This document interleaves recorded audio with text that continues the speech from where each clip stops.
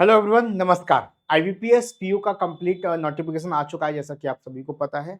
तो आज इस वीडियो में क्या डिस्कस करने वाले हैं हम लोग कि कौन कौन स्टूडेंट्स हैं जिनको आईबीपीएस पीयू का फॉर्म फिल करना चाहिए, क्या एज क्राइटेरिया रहता है, क्या क्वालिफिकेशन रहती है और वास्तव में क्या ये फॉर्म आपको भरना भी चाहिए या नहीं चाहिए।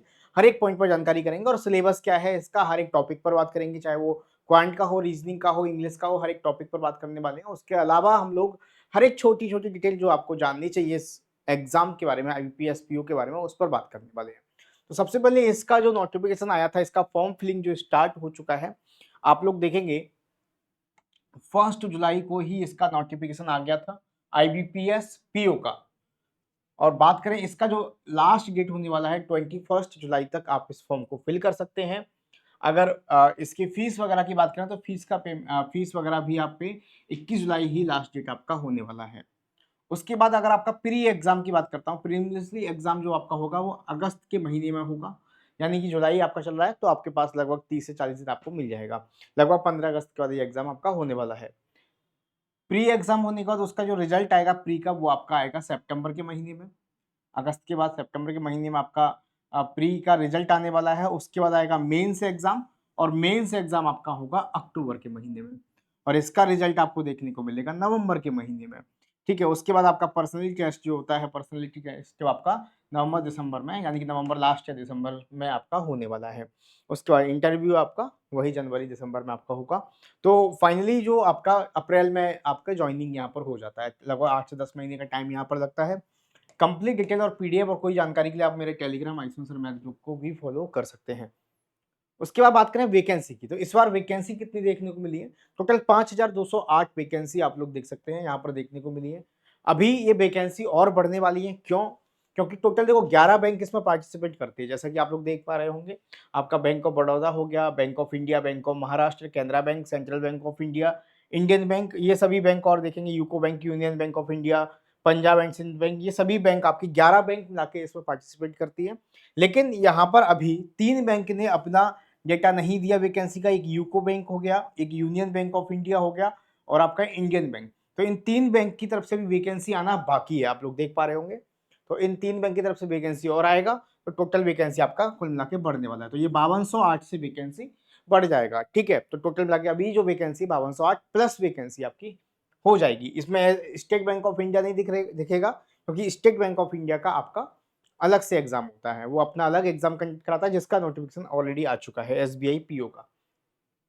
अब आप फॉर्म फिल कर सकते हैं कि नहीं? तो अगर आपकी मिनिमम एज 20 साल है और मैक्सिमम एज 30 साल है, तो आप इस फॉर्म को फिल कर सकते हैं। मिनिमम कम से कम एज 20 साल होनी चाहिए, इसमें कोई रिलैक्सेशन नहीं होता। अगर आपकी एज 20 साल से एक दिन भी कम है ना, तो आप इस फॉर्म को फिल नहीं कर पाएंगे। आप इसको एक डेट से समझिए कि अगर आप a candidate must have been born not earlier than 2 July 1995, अगर आप 1995 से पहले पैदा हुए हो तो आप इस फॉर्म को फिल नहीं कर सकते, और 2005 1 जुलाई 2005 के बाद पैदा हुए हो तो भी फॉर्म को फिल नहीं कर सकते। हाँ, मैक्सिमम मिनिमम तो 20 फिक्स है, चाहे किसी भी कैटेगरी से हो, लेकिन मैक्सिमम 30 में कैटेगरी वाइज रिलैक्सेशन आपको देखने को मिलता है। जैसे कि एससी और एसटी कैटेगरी में 5 साल का रिलैक्सेशन, यानी इनकी जो मैक्सिमम एज है 35 साल तक चल जाएगी। ओबीसी में देखेंगे आप तो 3 साल का रिलैक्सेशन देखने को मिलेगा। पीडब्ल्यूबीडी में आप देखेंगे तो यहाँ पर 10 साल का रिलैक्सेशन, इस तरीके से यहाँ पर रिलैक्सेशन देखने को मिलता है मैक्सिमम एज में। लेकिन मिनिमम एज आपकी कितनी होनी चाहिए? कम से कम 20 साल है, तो ही आप इस फॉर्म को फिल कर पाएंगे। उसके बाद बात करते हैं एजुकेशन की। तो एजुकेशन में इसमें अच्छी बात यह है कि अगर आप ग्रेजुएट हैं, अब ग्रेजुएट में ना तो यहाँ पर परसेंटेज का कोई वैलिड वेरिकेटर है कि आपको इतने परसेंट चाहिए ही चाहिए, नहीं। और किसी भी स्ट्रीम से आप ग्रेजुएट है तो आप इस फॉर्म को फिल कर सकते हैं, चाहे बीए हो, चाहे बीएससी हो, बीकॉम हो, बीटेक हो, आपका ग्रेजुएशन होना चाहिए। अगर आप ग्रेजुएशन है और मिनिमम एज 20 साल है तो इस फॉर्म को जरूर फिल करिएगा, बैंकिंग एग्जाम देना चाहते हैं। ठीक है, और जो आपका रिजल्ट आना चाहिए फाइनल ईयर का आपका ग्रेजुएशन का, वो 21 जुलाई 2025 से पहले आ जाना चाहिए, 25 तक आ जाना चाहिए। फीस की बात करता हूं तो यहाँ पर आप देखोगे एससी एसटी पीडब्ल्यूबीडी कैंडिडेट्स के लिए ये फीस 175 रुपये होगी, और 850 रुपये होगी बाकी के अदर कैंडिडेट्स के लिए।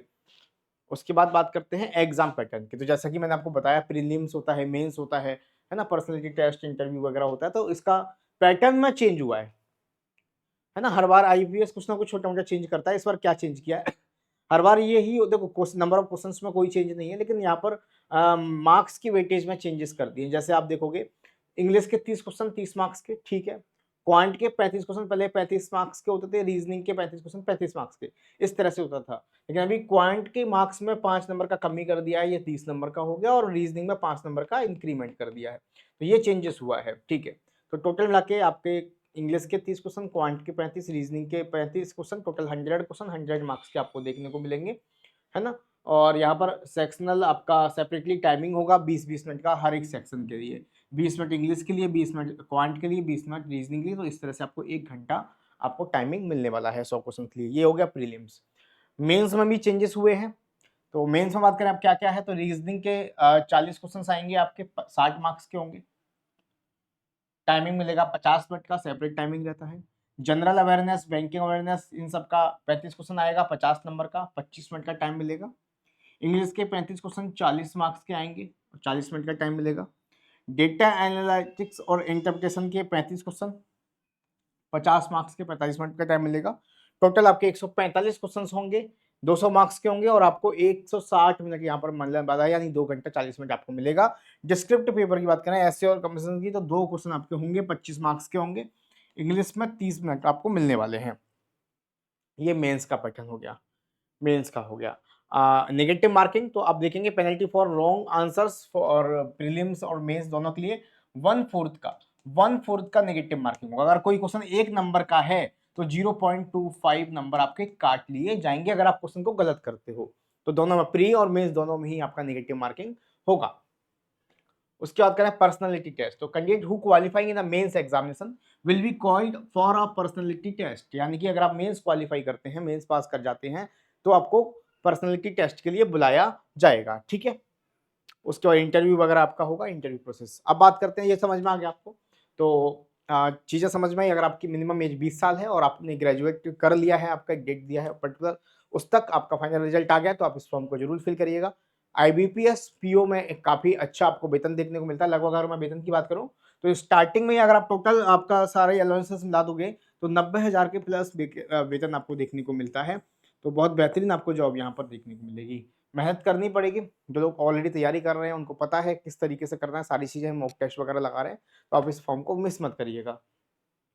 और इसके साथ साथ अभी फायदा यह है कि SBI PO का भी नोटिफिकेशन आ चुका है। तो आप बैंकिंग की तैयारी करते हैं तो सभी तैयारी एक साथ हो जाती है, चाहे वो SBI की हो, IBPS की हो, IBPS क्लर्क की हो, सारी चीज़ों की, ठीक है। तो इस फॉर्म को मिस मत करना। सिलेबस की मैं बात करता हूँ तो रीजनिंग की बात करूंगा, तो रीजनिंग में ये टॉपिक आपको देखने को मिलते हैं प्रीलिम्स एग्जाम में, प्री में।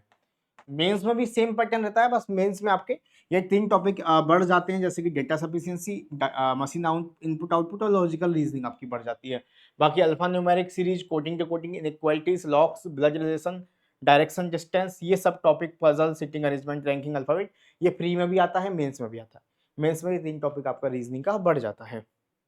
उसके बाद करते हैं मैथ की। तो मैथ में प्री में बात करें, प्री में स्पीड मैथ आता है, अर्थमेटिक, स्पीड मैथ में आपका approximation, quadratic equation, number series आएगा जिसमें रॉन्ग नंबर सीरीज और मिसिंग नंबर सीरीज होगा।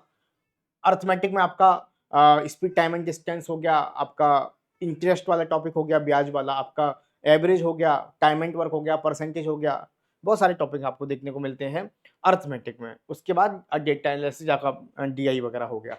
लेकिन बात करता हूँ अगर मैं मेंस की, तो मेंस में मोस्टली जो क्वेश्चन आते हैं डेटा एनालिसिस से आते हैं।